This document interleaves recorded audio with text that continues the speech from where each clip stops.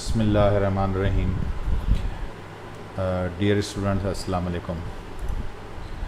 आज हम first year के सेकंड वीक के लेक्चर नंबर 2 को आज इंशाल्लाह हम डिस्कस करेंगे और हमारा सब्जेक्ट है कंप्यूटर साइंस और फर्स्ट ईयर क्लास के लिए लेक्चर रिकॉर्ड किया जा रहा है। मेरा नाम अब्दुल्ला है और मैं आईसीबी कॉलेज के अंदर एज असिस्टेंट प्रोफेसर अपनी सर्विसेज दे रहा हूँ।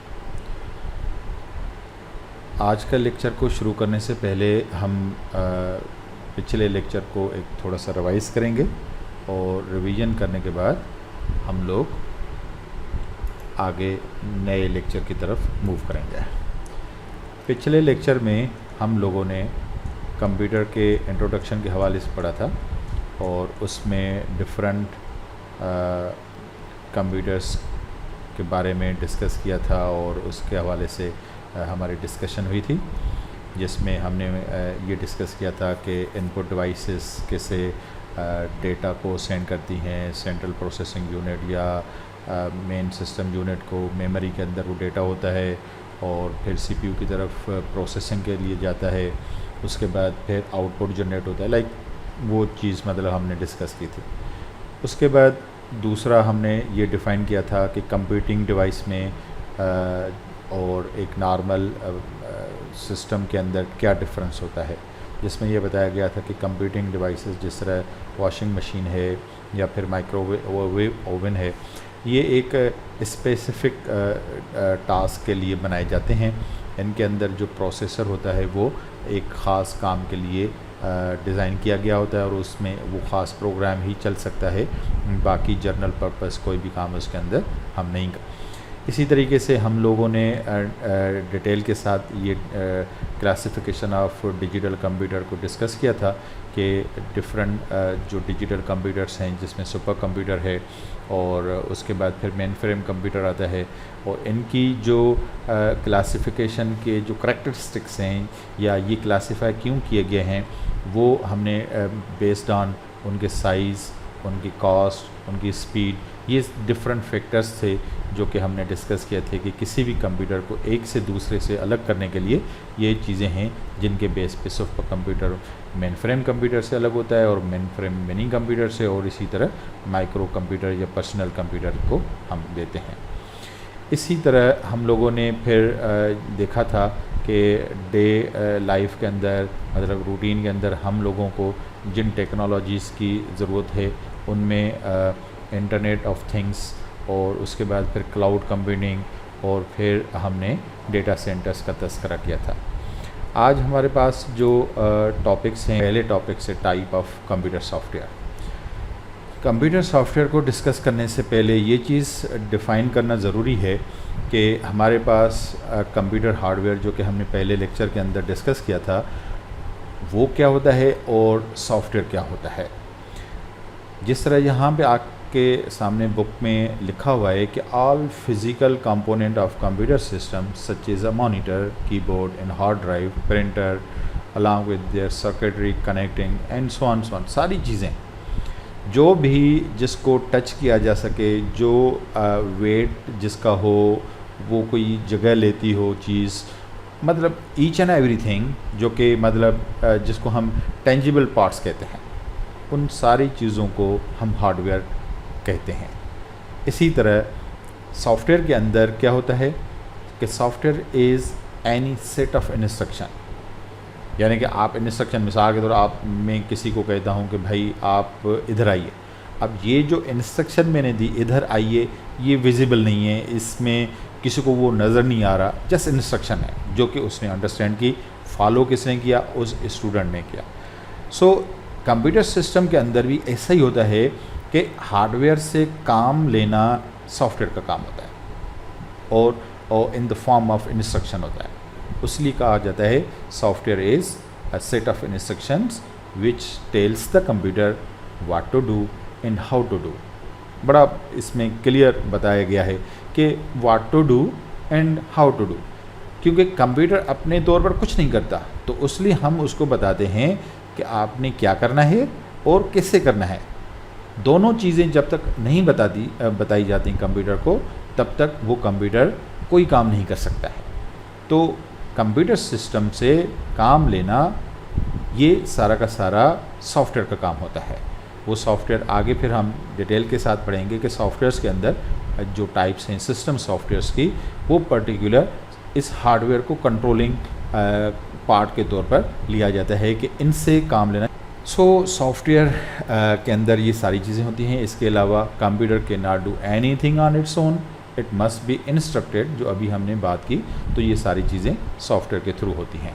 यहाँ पे एक पिक्चर में आपको दिखाना चाहूँगा जिसमें दो चीज़ें हैं जो कि उन्होंने अलग अलग तौर पर बताई हुई हैं आपकी जस्ट एक अंडरस्टैंडिंग के लिए। कि देखें यहाँ पे हार्डवेयर जितने पार्ट्स हैं वो चाहे मेन सिस्टम यूनिट हो या फिर कीबोर्ड के फॉर्म में हो, माउस के फॉर्म में हो, या कोई डिस्क हो, या कोई कनेक्टर हो, या कोई चिप हो, ये सारे, या इवन ये देखें वायर्स का एक केबल, मतलब जो कनेक्टिविटी के लिए डिफरेंट पार्ट्स को यूज़ की जाती है, या फिर ये USB हो। मतलब आप इस सेक्शन के अंदर जिन चीज़ों को देख रहे हैं इन सब को हार्डवेयर कहा जाता है। यानी कि ये आप देख सकते हैं कि ये कोई भी चीज़ हो, जिस तरह पावर सप्लाई जगह लेती है, वज़न होता है, मॉनिटर जगह लेती है, वज़न होता है, इसी तरह टच किया जा सकता है। तो ये सारे पार्ट्स एज अ हार्डवेयर हैं। लेकिन ऑन द अदर साइड आप देखें सॉफ्टवेयर जिसके अंदर डिफरेंट चीज़ें हैं कि आपका ये फायरफॉक्स है, या फिर एक्सेल है, या फिर विंडोज़ है, या फिर आपका ये कैलकुलेटर की एप्लीकेशन है, या फिर आप फेसबुक चलाते हैं, या क्रोम है। जितनी भी चीज़ें हैं ये एज अ सॉफ्टवेयर के तौर पर यूज़ की जाती है। तो इन दोनों के कॉम्बिनेशन के साथ ही हम कोई आउटपुट जनरेट कर सकते हैं हार्डवेयर से। यानी कि इस हार्डवेयर से काम लेना इस सॉफ्टवेयर का काम होता है। लेकिन अगर हार्डवेयर दरमियान से निकाल दिया जाए, सिर्फ सॉफ्टवेयर रखा जाए, तो ये किसी काम का नहीं है, बिकॉज के इसने काम लेना ही हार्डवेयर से होता है। तो इसी तरह हार्डवेयर अगर खाली हो, सॉफ्टवेयर उसके अंदर ना हो, तो ये दोनों यूजलेस हैं एक दूसरे के सिवा। ये बेसिकली यहाँ पे यही चीज़ बताई जा रही है कि हार्डवेयर और सॉफ्टवेयर एक कंपलसरी कंपोनेंट्स हैं एक दूसरे के साथ काम करने के हवाले से। उसके बाद अगला टॉपिक हमारे पास आ रहा है टाइप ऑफ कंप्यूटर सॉफ्टवेयर। जिस तरह आपकी बुक में लिखा गया है कि यहाँ पे 4 डिफरेंट, बेसिकली तो 2 इसके मेनली जो टाइप्स होते हैं या क्लासीफाई किया जाता है, जिसमें एक सिस्टम सॉफ्टवेयर होता है, एक एप्लीकेशन सॉफ्टवेयर होता है। सिस्टम सॉफ्टवेयर क्या होता है? System software is a collection of system programmes that control and coordinate the activities of computer system. यानी कि मिसाल के तौर पर हम अगर ये कहें कि ये वो सॉफ्टवेयर होता है कि जो कंट्रोल करता है कि प्रोसेसिंग कैसे करनी है, किसको प्रायोरिटी ज़्यादा देनी है, किससे पहले काम लेना है, मेमोरी के अंदर किसको जगह ज़्यादा देनी है, किस प्रोग्राम को हार्ड ड्राइव पे वापस शिफ्ट करना है, इनपुट आ रही है, कैमरा भी साथ लगा हुआ है, माइक भी चल रहा है, कीबोर्ड से भी आ रहा है, तो इन डिवाइसेस में से कौन सी डिवाइस ऐसी है जिसको पहले प्रायोरिटी देनी है। हमने इंटरनेट से कोई डेटा डाउनलोड करना है, मल्टीपल डाउनलोड चल रहे हैं, पहले कौन सा डाउनलोड चलना चाहिए, या इस तरह की बहुत सारी चीज़ें हैं जो इसके अंदर चलती हैं। हम कोई डाउनलोडिंग भी कर रहे हैं, साउथ में माउस भी इस तरह हिला रहे हैं। अब ऑपरेटिंग सिस्टम या फिर सिस्टम सॉफ्टवेयर क्या करता है, वो बताता है कि भाई हमने पहले इस मूवमेंट को शो कराना है या फिर डाउनलोडिंग करनी है। लाइक इस तरह की जितनी भी चीज़ें हैं, या कोऑर्डिनेशन बिटवीन डिफरेंट कंपोनेंट्स। यानी कि प्रोसेसर कह रहा है कि भाई मैंने कोई प्रोसेसिंग का काम करना है तो मुझे डेटा चाहिए, तो हमेशा उसूल ये होता है कि उसको डेटा चाहिए होता है रैम के अंदर, रैम से उसने डेटा सारा लेना होता है। तो अब रैम को वो रिक्वेस्ट करेगा कि भाई ये डेटा मुझे प्रोसेसिंग के लिए सेंड करें। तो ये सिस्टम सॉफ्टवेयर होता है जो इन दोनों के दरमियान में कोऑर्डिनेशन प्रोवाइड करता है। ये सिस्टम सॉफ्टवेयर की रिस्पॉन्सिबिलिटी होती है कि इन सारे डिवाइसेस के दरमियान कोऑर्डिनेशन करे और उनको इस चीज़ के अंदर एक स्ट्रीमलाइन कर दे कि चीज़ों को कैसे लेके चलना है। A computer without some kind of system software would be ineffective and impossible to operate. So some example of system softwares, नीचे जाके हम देखते हैं कि जो सिस्टम सॉफ्टवेयर्स की टाइप्स हैं डिफरेंट, उनमें सबसे पहला है ऑपरेटिंग सिस्टम, उसके बाद दूसरा है डिवाइस ड्राइवर्स, तीसरा है यूटिलिटी प्रोग्राम्स, और चौथा है लैंग्वेज प्रोसेसर या ट्रांसलेटर्स।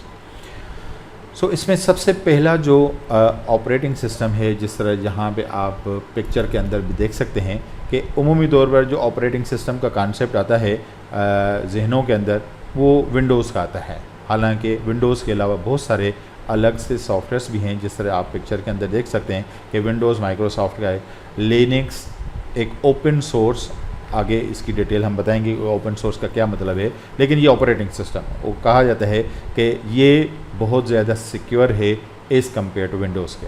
इसी तरह फिर एप्पल कंपनी का अपना ऑपरेटिंग सिस्टम है, मैक ऑपरेटिंग सिस्टम है, और इसी तरह ये बाकी डिफरेंट ऑपरेटिंग सिस्टम्स हैं। इवन के यहाँ पे इस लिनक्स के अंदर डिफरेंट फ्लेवर्स हैं, यानी कि डिफरेंट लिनक्स के वर्जन्स हैं, अलग अलग कंपनीज अपने अपने, वो आगे फिर हम आपको इसका दिखा भी देंगे। इसी तरह मोबाइल के ऑपरेटिंग सिस्टम अलग हैं, जिस तरह आप देख सकते हैं कि एंड्रॉयड ऑपरेटिंग सिस्टम है, इसी तरह एप्पल कंप्यूटर का ऑपरेटिंग सिस्टम है iOS। सो ये ऑपरेटिंग सिस्टम्स हैं जो कि डिफरेंट पर्पसेस के लिए अपने अपने डिफरेंट फीचर्स के साथ एक ही तरह का काम करते हैं, जिनका काम जिस तरह अभी हम बात करेंगे कि ऑपरेटिंग सिस्टम करता क्या है। सो operating system manages the hardware and software resources of computer system. अभी हमने जो पिक्चर के अंदर जितने ऑपरेटिंग सिस्टम देखे, इन सब का एक ही तरह का काम है जो यहाँ पे बताया गया है कि वो क्या करते हैं। Operating system manages hardware and software resources of computer system such as CPU, storage device and all the input and output devices.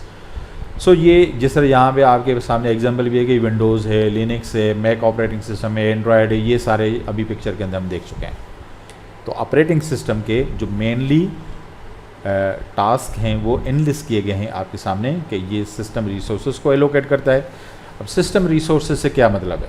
System resource का मतलब कि आपका प्रोसेसर है, वो एक रिसोर्स है, यानी कि डिफरेंट प्रोग्राम्स चल रहे हैं, आपने कोई सॉन्ग भी प्ले किया हुआ है, आप कोई डॉक्यूमेंट भी राइट कर रहे हैं, साथ में आपके स्काइप के ऊपर किसी के साथ बातचीत भी चल रही है। अब ये डिफरेंट प्रोग्राम्स हैं, प्रोसेसर आपका सिंगल है। अब ऑपरेटिंग सिस्टम का ये काम है कि इन CPU को इन प्रोग्राम्स के अंदर कैसे मैनेज करता है। सो ये रिसोर्स है, रिसोर्स CPU, इसी तरह रिसोर्स रैम है, इसी तरह रिसोर्स आपका कोई CD-ROM है, सो ये प्रिंटर है, ये रिसोर्सेज है। तो ऑपरेटिंग सिस्टम का काम क्या है कि इन रिसोर्सेज को एलोकेट करता है कि मुझे सबसे पहले ये रिसोर्स किस प्रोग्राम को, किस यूज़र को, किस सॉफ्टवेयर को देना है। दूसरा काम manages file by maintaining a proper file and folder system, कि आपके हार्ड ड्राइव के ऊपर पार्टीशनिंग करें, उसमें आप फोल्डर बना सकें, आप उसके अंदर फाइल क्रिएट कर सकें, उस की इंडेक्सिंग कर सकें, आप उसको लिस्ट कर सकें। ये सारी चीज़ें हैं जो कि ऑपरेटिंग सिस्टम करता है। जिस तरह हम राइट क्लिक करके न्यू फोल्डर करते हैं, तो ये बेसिकली ऑपरेटिंग सिस्टम का एक फ़ीचर है जो कि हमें मिलता है। इसी तरह ऑपरेटिंग सिस्टम का काम ये है कि ये लोड करता है डिफरेंट एप्लीकेशंस को रैम के अंदर, यानी कि हम डबल क्लिक करते हैं तो डबल क्लिक करने के साथ बेसिकली क्या होता है, एक रिक्वेस्ट जाती है ऑपरेटिंग सिस्टम के पास कि यूज़र इस प्रोग्राम को यूज़ करना चाहता है। फिर ऑपरेटिंग सिस्टम क्या करता है, रिसोर्सेज को देखता है कि भाई रैम के अंदर स्पेस है कि नहीं है। अगर स्पेस नहीं है तो वो उन प्रोग्राम को डी एलोकेट करता है जो इनएक्टिव होते हैं, यानी कि काफ़ी देर से वो जिनके ऊपर कोई काम नहीं हो रहा था, वो फिर उनको अनलोड करता है और इस नए प्रोग्राम के लिए रैम के अंदर जगह बनाता है। सो ये ऑपरेटिंग सिस्टम का काम है कि वो उसको लोड करे और उसको चलाए। इसी तरह control the operation of all input and output devices, keyboard से डेटा आ रहा है, माउस से डेटा आ रहा है, मुसलसल माइक आपका ऑन है, उससे डेटा कंटिन्यूसली आ रहा है। अब इन सारी चीज़ों को कंट्रोल करना किसका काम है? ऑपरेटिंग सिस्टम का काम है। इसके अलावा जो इसका नेक्स्ट फीचर है, सिक्योरिटी को मेंटेन करना, कि आपका ऑपरेटिंग सिस्टम सिक्योर्ड हो, कि आपके डेटा को कोई अनऑथोराइज एक्सेस ना कर सके। आपने डेटा रखा हुआ है हार्ड ड्राइव के ऊपर, कोई नेटवर्क के थ्रू आपके सिस्टम को कनेक्ट करना चाहता है, या फिर आपके सिस्टम के ऊपर कोई आके पासवर्ड लगाना चाहता है, तो ये सिक्योरिटी को मेंटेन करना ऑपरेटिंग सिस्टम का काम है। इसके अलावा नेटवर्क्स के ऊपर ऑपरेशंस को मेंटेन करना, यूज़र इंटरफेस प्रोवाइड करना, ये बड़ा इम्पॉर्टेंट एक फ़ीचर होता है जो कि आजकल के ऑपरेटिंग सिस्टम के अंदर बल्कि मुकाबले की कैफियत की सूरत में हमारे सामने है। शुरू के ज़माने में जब सिस्टम नए नए थे तो उस वक्त एक ही इंटरफेस चलता था जिसको कमांड लाइन इंटरफेस कहा जाता है, जिसको मैं अगर कहूँ कि ये CMD ये इंटरफेस था जिसके थ्रू हम लोग कोई भी काम करते थे। सो इसमें सारी चीज़ें जिस तरह DIR हम लिखते हैं तो ये इस तरह माय कंप्यूटर, ये बेसिकली हम माय कंप्यूटर या ओपन करते हैं तो इस तरह की सूरत हाल हमारे सामने होती है। लेकिन पहले कैसे होता था माय कंप्यूटर, ऐसे होता था, हर चीज़ को टाइप करना पड़ता था, हर कमांड को यूज़ करना पड़ता, कॉपी करना होता, हम कहते कॉपी सोर्स यहाँ पे लिखते कि कहाँ से कॉपी करना है और आगे फिर हम बताते कि कहाँ पे कॉपी करना है, कहाँ से कॉपी करना है, कहाँ पे कॉपी। अब आजकल क्या है, राइट क्लिक करें कॉपी, जिस जगह पे जाके हमने उसको पेस्ट करना हो वहाँ पे राइट क्लिक करें पेस्ट कर दें, बड़ा इजी, बड़ा सिंपल। सो पहले इस तरह नहीं था। तो ऑपरेटिंग सिस्टम का काम क्या है कि इस सारे काम को ईजी तरीके से यूज़र के सामने ले आए, बैकएंड पे बिहाइंड द सीन क्या हो रहा है उससे यूज़र का कोई वास्ता नहीं होता। तो ये एक ईजी इंटरफेस प्रोवाइड करना ऑपरेटिंग सिस्टम का काम होता है। दूसरा डिवाइस ड्राइवर्स के बारे में हम ये कह सकते हैं कि कोई भी डिवाइस जो कि सिस्टम के साथ कनेक्टेड है उसको चलाने के लिए उसका सॉफ्टवेयर होना ज़रूरी है। यानी कि हम मिसाल के तौर पर यूज़ करना चाहते हैं इंटरनेट, तो इंटरनेट के लिए हमारे पास नेटवर्क होता है, नेटवर्क को यूज़ करने के लिए उसका ड्राइवर होना ज़रूरी है। अगर तो वो ड्राइवर नहीं है तो ऑपरेटिंग सिस्टम यूज़ नहीं कर सकता उस पर्टिकुलर डिवाइस को जब तक कि उसके दरमियान में वो कनेक्टिविटी ना हो, वो एक पाथ ना बने जो कि डिवाइस ड्राइवर प्रोवाइड करता है ऑपरेटिंग सिस्टम और डिवाइस के दरमियान। यानी कि इसका अगर हम सिंपल अल्फाज में ये बात कर लें कि ये वो एक फैसिलिटी देता है कि जिसमें जो एक्चुअल हार्डवेयर होता है वो और ऑपरेटिंग सिस्टम इन दोनों के दरमियान एक ब्रिज का काम करता है। ऑपरेटिंग सिस्टम हमेशा जब भी नेटवर्क से या किसी दूसरी डिवाइस से, यानी कि कीबोर्ड हो गया, माउस हो गया या फिर जो डिवाइस प्रिंटर हो गया, इन सारी डिवाइसेस से काम जब लेना हो तो हमेशा वो किसको कहता है, डिवाइस ड्राइवर को कहता है। तो यहाँ पे when we attach any type of device driver, network card हो गया या डिजिटल कैम हो गया, it will not work without a device driver. We have to first install the device driver of the device in computer before using it। और इनमें कुछ plug in play होते हैं, यानी कि आप जैसे डिवाइस लगाते हैं तो ऑपरेटिंग सिस्टम को वो डिवाइस अपने ड्राइवर पेश कर देता है कि भाई आप इस ड्राइवर को पहले इंस्टॉल कर लें, उसके बाद आप डायरेक्ट आपको मैनुअली इंस्टॉल करने की ज़रूरत ही नहीं होती। वो प्लग इन प्ले होते हैं कि जैसे आपने USB लगाई, ऑटोमेटिकली उसका ड्राइवर लोड हो गया और उसके बाद आप USB को यूज़ कर सकते हैं। यूटिलिटी प्रोग्राम्स उन प्रोग्राम्स को कहा जाता है कि जो एडिशनल, जिस तरह यहाँ पे लिखा हुआ है कि provides additional facilities to carry out task which are beyond the capabilities of operating system.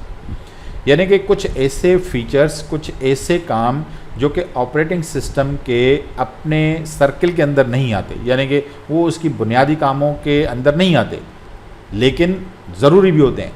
तो इस तरह के जो सॉफ्टवेयर ऑपरेटिंग सिस्टम के साथ मिलके कुछ काम करते हैं उनको हम यूटिलिटी प्रोग्राम्स कह सकते हैं।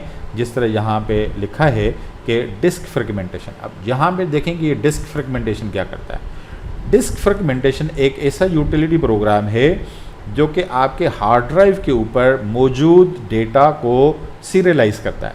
यानी कि यहाँ पे अगर मिसाल के तौर कोई डेटा, कुछ पोर्शन डेटा का यहाँ पड़ा हुआ है, कुछ पोर्शन यहाँ पे पड़ा हुआ है, कुछ पोर्शन यहाँ पे पड़ा हुआ है, तो इस यूटिलिटी का काम क्या है कि आपके ड्राइव को फास्ट करने के लिए उस सारे डेटा को कंबाइन एक ही जगह पे ले आए। तो वो सीरियलाइजेशन का जो काम होता है उसको हम डीफ्रेगमेंटेशन कहते हैं, ताकि ऑपरेटिंग सिस्टम जब भी कोई डेटा हार्ड ड्राइव से उठाए उसको एक सीरीज़ के अंदर वो सारा डेटा मिले, उसको बार बार इधर से इधर जंप ना करना पड़े, इधर से इधर जंप ना करना पड़े। तो वो उस जंपिंग के अंदर जो टाइम वेस्ट होता है उससे बचने के लिए इस तरह की यूटिलिटी ऑपरेटिंग सिस्टम को हेल्प करती है। एंटीवायरस हो गया। सो एंटीवायरस भी इसी तरह का कोई प्रोग्राम है जो कि आपके ऑपरेटिंग सिस्टम को प्रोटेक्ट करता है मलिशियस या एक गलत प्रोग्राम्स के सूरत में जो कि वायरसेस की सूरत में होते हैं। लैंग्वेज प्रोसेसर बेसिकली ये काम करता है कि हम जो भी प्रोग्राम लैंग्वेजेस के अंदर हम लिखते हैं उनको ट्रांसलेट करता है अकॉर्डिंग टू लोकल मशीन।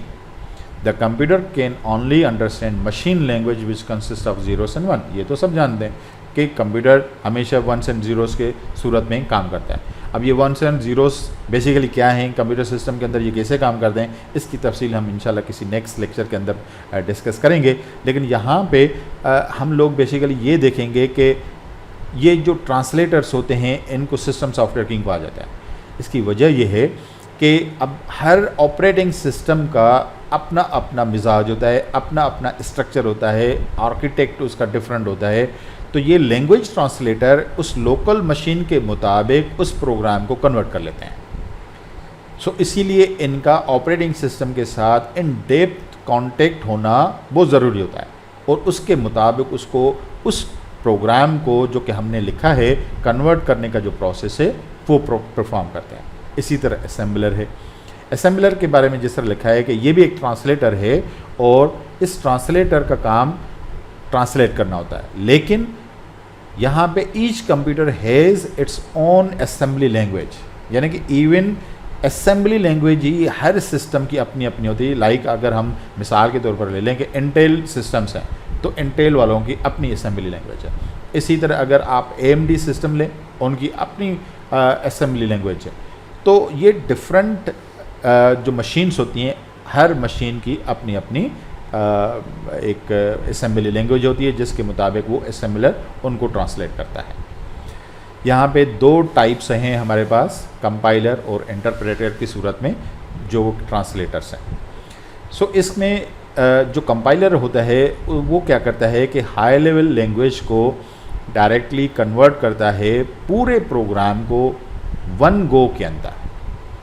वो वन गो के अंदर चेक करता है उसके बाद कन्वर्ट करता है। लेकिन उसके मुकाबले में जो इंटरप्रेटर है वो क्या करता है, लाइन बाय लाइन को कन्वर्ट करता है और एग्जीक्यूट करता है, यानी कि वो प्रोग्राम को चला भी देता है। कंपाइलर क्या करता है कि सारे प्रोग्राम को पहले चेक करेगा, किसी जगह पे कोई एरर आ गया तो वो कन्वर्जन का प्रोसेस वहीं पे रोक देता है। वो ट्रांसलेट नहीं करता, वो आपको चला के नहीं देता। लेकिन इंटरप्रेटर करेगा पहली लाइन ठीक है उसने चला दी, दूसरी लाइन ठीक है चला दी। तो अगर तो डिफरेंट प्लेसेस पे एरर्स हैं तो हर जगह पे जाके वो रुक जाएगा, प्रोग्राम टर्मिनेट कर देगा, फिर शुरू से करेगा। हर एरर को मतलब यानी कि अगर हम कहें कि प्रोग्राम के अंदर 10 एरर हैं तो कंपाइलर क्या करेगा, वो 10 एरर एक ही दफ़ा में बता देगा कि इस प्रोग्राम में इस जगह पे इस जगह पे इस जगह पे ये सारे 10 एरर हैं। लेकिन इंटरप्रेटर चला के रन करके फिर रुक जाएगा, फिर शुरू से करेगा, फिर रुक जाएगा, फिर शुरू से करेगा अनटिल के वो आखिरी एरर तक पहुँचे। सो ये दोनों के अंदर डिफरेंस है। दोनों का काम कन्वर्जन का है, ट्रांसलेट करने का है, लेकिन तरीक़ेकार दोनों का अलग अलग है। यहाँ पे देखें कंपाइलर, देखें ये एक बेसिकली सोर्स कोड है जो कि C++ लैंग्वेज के अंदर बनाया गया है। दरमियान में कंपाइलर है और कंपाइलर क्या कर रहा है, उसको कन्वर्ट कर रहा है मशीन लैंग्वेज के अंदर। तो ये बेसिकली कंपाइलर इस हाई लेवल लैंग्वेज के अंदर जो प्रोग्राम लिखा गया है इंग्लिश ओरिएंटेड उसको कन्वर्ट करने का काम करता है और मशीन लैंग्वेज का उसको ट्रांसलेट कर देता है। Application program basically set of program design to perform a specific task, ख़ास मकसद के लिए बनाया जाता है। कोई अकाउंटिंग का प्रोग्राम है, कोई एक्सेल है, कोई वर्ड प्रोसेसर है और इस तरह के डिफरेंट अलग अलग ख़ास मकासद जो कि जिस मकसद के लिए वो सॉफ्टवेयर बनाया गया उसी मकसद के अलावा कोई और काम नहीं कर सकता है। हर काम के लिए अलग अलग सॉफ्टवेयर होता है। तो यहाँ पे कुछ अलग अलग कैटेगरीज बनाई गई हैं, कुछ अलग अलग क्लासीफाई किया गया है जिसमें प्रोडक्टिविटी सॉफ्टवेयर है, बिजनेस सॉफ्टवेयर है, इसी तरह एंटरटेनमेंट के सॉफ्टवेयर्स हैं, एजुकेशनल सॉफ्टवेयर्स हैं। सो प्रोडक्टिविटी सॉफ्टवेयर क्या करता है, लोगों के काम के अंदर हेल्प करता है। यानी कि एक फ़ाइल है मिसाल के तौर पर जिसके अंदर सिर्फ नाम को चेंज करके बाकी सारा काम वही होता है, तो हम एक फ़ाइल बनाएंगे, पहले क्या होता था कि टाइप किया जाता था, तो टाइप कर लें, इसका मतलब है कि हर बंदे के लिए अलग अलग टाइपिंग आपने ज़रूरी करनी है, अदरवाइज़ आप नहीं पहुंच सकते। लेकिन आजकल क्या है, MS वर्ड के अंदर एक फ़ाइल बनाएं, उसके अंदर जो चीज़ आपने लिखनी है, बाकी को आप जस्ट नाम चेंज करके उसको एडिट करके प्रिंट करते जाएं। आपने वो काम जो कि हर मर्तबा घंटों के अंदर कर सकते थे, आपने आधे घंटे के अंदर वही सारा काम कर लिया। इसी तरह आजकल के दौर में बिज़नेस के अंदर सॉफ्टवेयर अगर ना हो तो आजकल बिज़नेस संभाला नहीं जा सकता। आप बिलिंग करते हैं, आप इनवाइसिंग करते हैं, आप परचेजिंग करते हैं, ऑनलाइन सारा काम करते हैं। सो ये बिज़नेस सॉफ्टवेयर्स हैं जो कि मैनेज करते हैं, आपको बताते हैं कि आपका जी बिज़नेस जो चला है पूरे महीने के अंदर या पूरे साल के अंदर क्या प्रॉफिट हुआ, आपने एक्सपेंस क्या किए, आपने परचेजिंग कितनी की, उसमें से प्रॉफिट कितना निकला, ये सारी चीज़ें मतलब जो बिज़नेस के मुतालिक चीज़ें हैं वो सारे के सारे काम इसके अंदर एफिशिएंटली आप ये कर सकते हैं किसी भी प्रोग्राम को चलाने के लिए। इसी तरह एंटरटेनमेंट के सॉफ्टवेयर्स हैं कि जिसके अंदर आपके गेम्स आ जाती हैं या ऑडियो वीडियो के प्लेयर्स आ जाते हैं जिनमें आप डिफरेंट वीडियोस को चला सकते हैं। इसी तरह एजुकेशनल सॉफ्टवेयर्स हैं, जिस तरह आजकल मैं इस हवाले से बड़ा एक अच्छा फील करता हूँ कि जिस तरह सबक.pk है, उन्होंने बहुत अच्छा काम है, तो वो वेब एप्लीकेशन लेकिन एजुकेशनल सॉफ्टवेयर है जहाँ पे आप वीडियोस चेक कर सकते हैं, फिर हर वीडियो के अगेंस्ट में उनके डिफरेंट टेस्ट दिए गए हैं जो कि आप परफॉर्म करते हैं और अपने स्किल्स को बेहतर करते हैं। सो ये इसी तरह ये सारा एजुकेशनल सॉफ्टवेयर के अंदर, इसके अलावा भी बहुत सारे टाइप्स होती हैं जो एजुकेशनल सॉफ्टवेयर के अंदर आती हैं लर्निंग के लिए वीडियोस की सूरत में। इवन उसके अंदर इस तरह भी होता है कि आप डिफरेंट टेस्ट देते हैं, टेस्ट के सूरत में अगर आपका टेस्ट अच्छा आया, अगला टेस्ट आपका मुश्किल लगे, अगर आपका टेस्ट ठीक नहीं हुआ तो अगला टेस्ट थोड़ा सा ईजी हो आएगा। तो बेस्ड ऑन आपके नंबर्स के ऊपर वो ऑटोमेटिकली सॉफ्टवेयर ख़ुद को उस तरीके से चेंज कर लेता है जिसमें उसका स्टूडेंट कंफर्ट फील करे और उसको आसानी हो, लर्निंग उसके लिए ईजी हो जाए। सो ये डिफरेंट टाइप के आपके सॉफ्टवेयर्स हैं। उसके बाद इंटरनेट एप्लीकेशन के अंदर वेब एप्लीकेशन है, क्लाउड कंप्यूटर एप्लीकेशन है, सोशल मीडिया नेटवर्क एप्लीकेशन है। वेब एप्लीकेशंस के अंदर हम देखते हैं कि web application is a program that run on a remote server. तो ये रिमोट सर्वर बेसिकली क्या है, आप यहाँ पे देखें कि यहाँ पे जिस तरह दिखाया गया है कि एक यूज़र है जो कि इंटरनेट के साथ कनेक्टेड है, उसने अपने वेब ब्राउज़र के अंदर जिस तरह लिखा है वेब ब्राउज़र, जिस तरह क्रोम है, फायरफॉक्स है, इंटरनेट एक्सप्लोरर है, सो ये वेब ब्राउज़र्स हैं। सो वो अपने वेब ब्राउज़र के अंदर कोई भी वेबसाइट एंटर करता है तो वो इंटरनेट के थ्रू आगे आपके इस सिस्टम तक वो रुकेश जाती है, और इस रुकेश को यहाँ पे क्योंकि एक से ज़्यादा वेबसाइट्स चल रही होती हैं, वो चेक करता है कि इनमें से कौन सी चीज़ इस यूज़र ने रुकेश की है। वो स्टैटिक पेजेस को भी देखता है, अगर स्टैटिक पेजेस में नहीं है वो अपने डेटाबेस को चेक करता है और अकॉर्डिंगली वो रिप्लाई कर देता है उसी ब्राउज़र को जो कि उस क्लाइंट ने उसको रुकेश की थी। सो यहाँ पे बेसिकली इस तरह सीक्वेंस है कि ब्राउज़र से रुकेश जाती है थ्रू इंटरनेट के इस वेब सर्वर पे, और वेब सर्वर से आगे अकॉर्डिंगली जो रुकेश की गई हो वो उस डेटाबेस में से या फिर स्टैटिक पेजेस में से दी जाती है। जिस तरह यहाँ पे लिखा है कि some common web application include web based email program such as Hotmail, Gmail, online ticketing. So ये काम बेसिकली इसी तरीके से करते हैं जिस तरह अभी पिक्चर के अंदर दिखाया गया है कि वो ब्राउज़र से रुकेश जाती है इंटरनेट के थ्रू वेब सर्वर तक, वहाँ से फिर आगे फिर रिप्लाई आता है और आपकी कम्युनिकेशन चल रही होती है।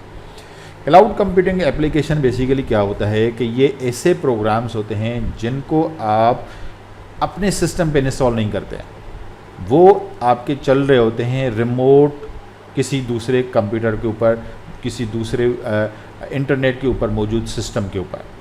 आप अपना पूरा काम करते हैं, पूरा काम करने के बाद आपके सामने सारी चीज़ें उसी जगह पे सेव होती हैं और आपको जस्ट एक हाई स्पीड इंटरनेट की ज़रूरत होती है जो कि आपको चाहिए उस तरह के जितने भी प्रोग्राम्स हैं जो कि क्लाउड के ऊपर इंस्टॉल हुए हुए हैं और वो आपको यूज़ करने के लिए सिर्फ इंटरनेट चाहिए। अदरवाइज़ नॉर्मल क्या होता है, हमने अगर कोई प्रोग्राम यूज़ करना हो, जिस तरह MS ऑफिस है, तो MS ऑफिस का काम क्या है कि हम इंस्टॉल करते हैं, लेकिन माइक्रोसॉफ्ट की जो क्लाउड कंप्यूटिंग के हवाले से ऑफिस 365 है वो क्लाउड कंप्यूटिंग है।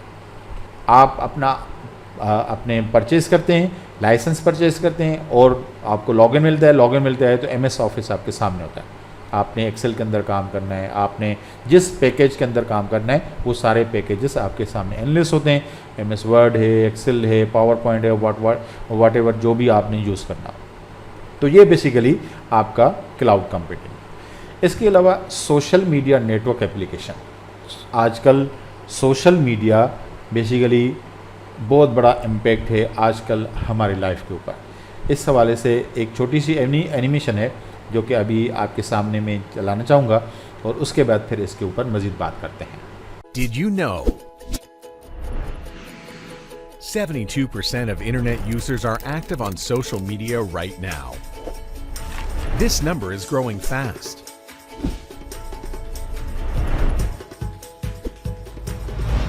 Every 20 seconds, 1 million links are shared on Facebook.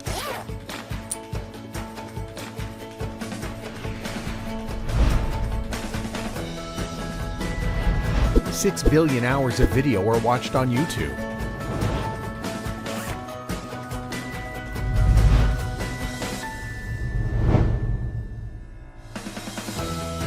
5 million tweets are sent every day. SMM is becoming the latest trend in effective advertising. It's the new way of fast, effective, free advertising. Social media has changed the world.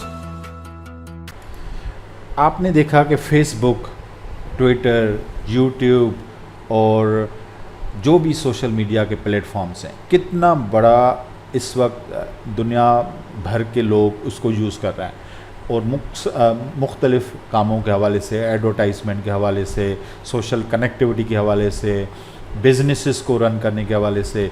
और ये एक ऐसा platform है जहाँ पे हर कोई अपना जो बिज़नेस है लाना चाह रहा है और उसके थ्रू मैक्सिमम उसके अंदर अपने काम को बढ़ाना चाहता है। पहले सिर्फ ये होता था कि हमने कोई ई कॉमर्स की वेबसाइट बना दी और ई कॉमर्स की वेबसाइट बनाने के बाद हमारे पास कोई ऐसा तरीका नहीं था कि हम दुनिया जहान के लोगों को बता सकें कि भाई हमारी ये वेबसाइट है। लेकिन आजकल सोशल मीडिया के ऊपर ये काम बड़ा आसान हो गया और फ्री, मतलब सारा काम फ्री। आप डिफरेंट ग्रुप्स के अंदर, डिफरेंट पेजेस के ऊपर अपना पेज बना के उसकी एडवर्टाइजमेंट करके सारी चीज़ें मतलब आप कर सकते हैं और आप बता सकते हैं कि भाई हमने ये प्रोडक्ट्स, ये चीज़, और वो सारी सोशल मीडिया के ऊपर वायरल हो जाती है। सो उसमें डिफरेंट आपके सोशल मीडिया के प्लेटफॉर्म हैं, जिसमें सबसे पहला फेसबुक है जो कि इस वक्त 70 मिलियन, मतलब आप जिस तरह एनिमेशन के अंदर भी देखा कि इतने ज़्यादा लोग हैं, 70% ऑफ वर्ल्ड ये फेसबुक यूज़ करते हैं, जो कि fast growing free social networking service है। जो कि हालांकि मतलब बहुत सारे स्टूडेंट्स पूछते हैं कि भाई ये फ्री में उनको क्या फ़ायदा। तो मैं आपको बताऊं कि जो कंपनीज़, जो लोग अपने प्रोडक्ट्स को, अपने बिज़नेस को एडवर्टाइज़ करते हैं, तो ये फेसबुक उनको पेड एडवर्टाइजमेंट का एक ऑप्शन देता है, जिसमें वो उनको डिफरेंट फैसिलिटीज़ देता है, जिसमें वो उनकी एडवर्टाइजमेंट, आपने देखा होगा कि ये स्पॉन्सर्ड एड है। स्पॉन्सर्ड एड हमेशा पेड एड होता है। तो फेसबुक इससे अरबों खरबों रुपए कमा रहा है और इस वक्त दुनिया के अमीर तरीन लोगों के अंदर इस फेसबुक ओनर का नाम आता है। इसी तरह ट्विटर है। ट्विटर के मतलब फेसबुक के ऊपर आप देखें कि उसके ऊपर आप वीडियो शेयर कर सकते हैं, आप उसके ऊपर अपने कमेंट्स दे सकते हैं, आप उसके ऊपर पिक्चर्स शेयर कर सकते हैं और ये बात करने का प्लेटफॉर्म है जहाँ पे मिलियंस ऑफ लोग आप एक दूसरे के साथ राब्ते में रहते हैं। इसी तरह ट्विटर है जिसका काम एक न्यूज़ के हवाले से, जहाँ पे शॉर्ट जो मैसेजेस होते हैं जिनको ट्वीट्स के नाम से कहा जाता है, जो कि 140 करैक्टर तक आप दे सकते हैं। तो ये इंस्टेंटली हज़ारों लाखों लोगों तक आपका वो ट्वीट चला जाता है। जिनको आपने आपको जिन्होंने फॉलो किया होता है उन सब के पास ये ऑटोमेटिकली आपका ये न्यूज़ चली जाती है। तो आजकल फेसबुक से ज़्यादा ट्विटर का ज़माना है, कहते हैं ट्विटर। तो वहाँ पे बहुत सारे लोग ऑनलाइन बैठे होते हैं जो अपने व्यूज़ को, अपने न्यूज़ को वो शेयर कर रहे होते हैं। और लास्ट जो सोशल मीडिया के हवाले से जो आपके बुक के अंदर चीज़ है वो है व्हाट्सएप, फ्री। और इसके ऊपर आप अपने टेक्स्ट को सेंड कर सकते हैं, वीडियोस को सेंड कर सकते हैं, इमेजेस को सेंड कर सकते हैं। और तो इस तरह की ये काफ़ी अच्छी पॉपुलर किस्म की सर्विस है जो कि उमूमी तौर पर फ्री ऑफ कास्ट है। तो इस तरह के मतलब ये बेसिकली सोशल नेटवर्किंग है जिसके थ्रू आप कनेक्ट ग्रुप बना सकते हैं, इसमें इंडिविजुअल मैसेजेस कर सकते हैं। सो ये सोशल मीडिया का था। उसके बाद जो नेक्स्ट टॉपिक है हमारे पास, licence software versus freeware and shareware. Licence software तो जिस तरह आपने देखा कि ये ऐसा सॉफ्टवेयर होता है जिसको कॉपीराइट लॉ के थ्रू प्रोटेक्ट किया होता है कि आप परचेज़ किए बग़ैर आप इसको यूज़ नहीं कर सकते। इसका मतलब ये है कि आपने अगर यूज़ करना हो तो इसका मतलब ये नहीं कि आप उस सॉफ्टवेयर के ओनर हो गए। आपने उस सॉफ्टवेयर को यूज़ करने के लिए, इस्तेमाल करने के लिए उसको उसका लाइसेंस लिया है, ना कि उसको परचेज़ किया है। तो लाइसेंस का हमेशा मतलब ये होता है कि आपने उसकी सब्सक्रिप्शन ली है कि उसको यूज़ करने के लिए।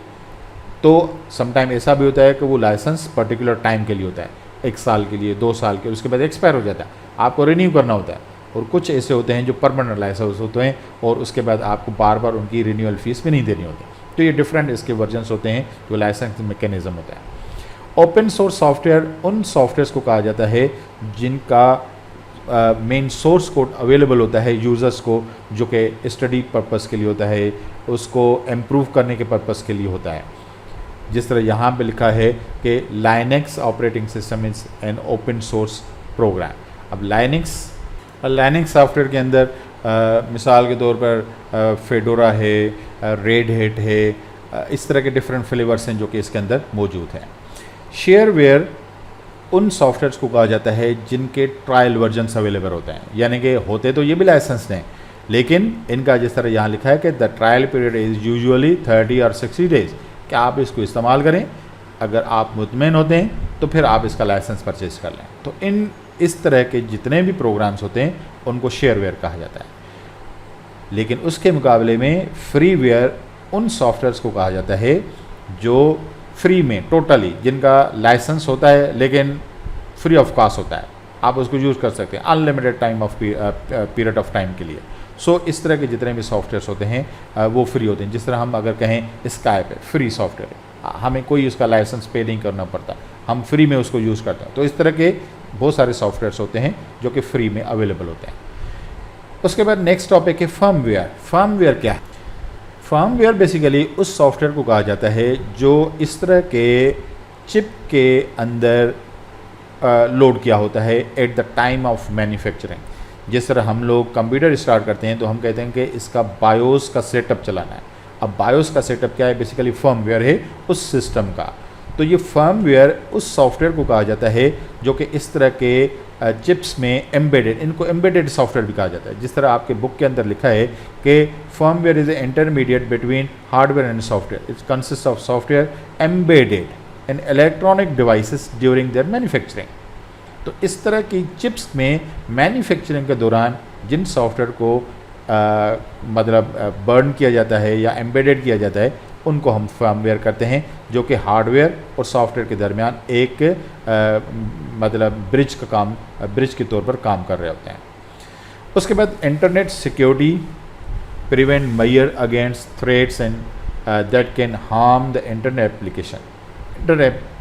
इंटरनेट एप्लीकेशन आर अवेलेबल 24/7, यानी कि 7 दिन 24 घंटे, offer access to many people leading to high risk intrusion. यानी कि हैकर से बचाने के लिए जो सॉफ्टवेयर्स होते हैं, जिस तरह फायरवॉल हो गया, और इसमें डिफरेंट इसके जो सॉफ्टवेयर्स होते हैं, फायरवॉल उसकी एग्जांपल है कि जो आपको हैकर से स्टील करने से, मॉडिफाई करने से, आपका डेटा को बचाने से उसको रोकता है। अनऑथोराइज जो भी इस हवाले से जो काम चल रहा होता है उसको वो ब्रेक करता है। या फिर समटाइम ऐसा होता है जिसको DOS कहते हैं, डेनियल ऑफ सर्विस, यानी कि यूज़र्स इतनी ज़्यादा रिक्वेस्ट भेजता है कि आगे जो सर्वर चल रहा होता है उसको हैंग कर देता है, और उसके बाद जब वो हैंग होता है तो वो बैकएंड पे अपना काम शुरू कर देता है। तो इस तरह के जितने भी जो सॉफ्टवेयर्स होते हैं जो इस तरह के अटैक से बचाते हैं आपके सर्वर्स को या आपके सिस्टम्स को, उसको हम सिक्योरिटी सॉफ्टवेयर्स या इंटरनेट सिक्योरिटी सॉफ्टवेयर कहते हैं, जिसमें फायरवॉल है, एंटीवायरस प्रोग्राम है, स्पाईवेयर डिटेक्शन है या उसके रिमूवल प्रोग्राम है। तो इस तरह के जितने प्रोग्राम्स हैं ये काम करते हैं। सो आज का जो लेक्चर है यहाँ पे हमारा ख़त्म होता है और इंशाल्लाह अगले लेक्चर में फिर आपसे मुलाकात होगी। अल्लाह हाफिज़, बहुत शुक्रिया।